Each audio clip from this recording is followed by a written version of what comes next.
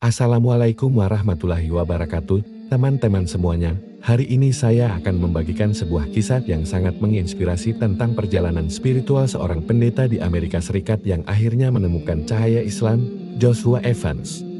Dulunya seorang pendeta Kristen yang sangat aktif di gerejanya di South Carolina. Dia menghabiskan lebih dari 15 tahun hidupnya untuk mempelajari Alkitab secara mendalam dan mengajarkannya kepada jemaatnya. Namun, ada sesuatu yang selalu mengganjal di hatinya. Ada pertanyaan-pertanyaan yang belum terjawab tentang keyakinannya suatu hari. Ketika sedang memperdalam pemahaman tentang sejarah agama, Joshua mulai membaca tentang Islam. Awalnya, dia membaca Al-Quran hanya untuk mencari celah dan mengkritik. Namun, semakin dalam dia membaca, semakin terpukau dia dengan keindahan dan logika yang ada dalam Al-Quran. Yang membuat Joshua terkesan adalah konsep tauhid dalam Islam, keyakinan akan keesaan Allah yang mutlak. Dia menemukan bahwa ini sangat sejalan dengan logika dan fitrah manusia.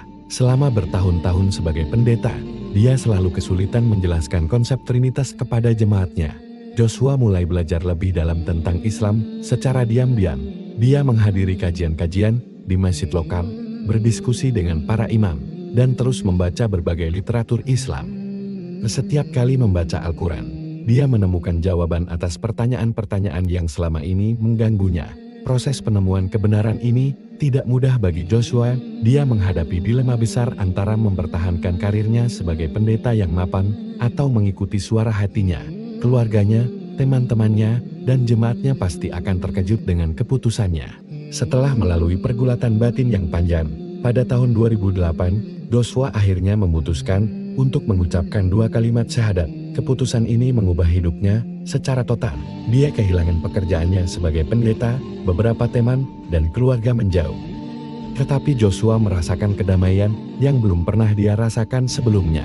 Kini, Joshua Evans yang telah berganti nama menjadi Yusuf Evans, aktif berdakwah membagikan pengalamannya. Dia traveling ke berbagai negara untuk berbagi tentang perjalanan spiritualnya.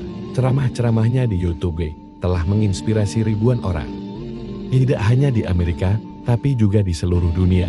Yang menarik, Yusuf tidak pernah menyesal dengan keputusannya.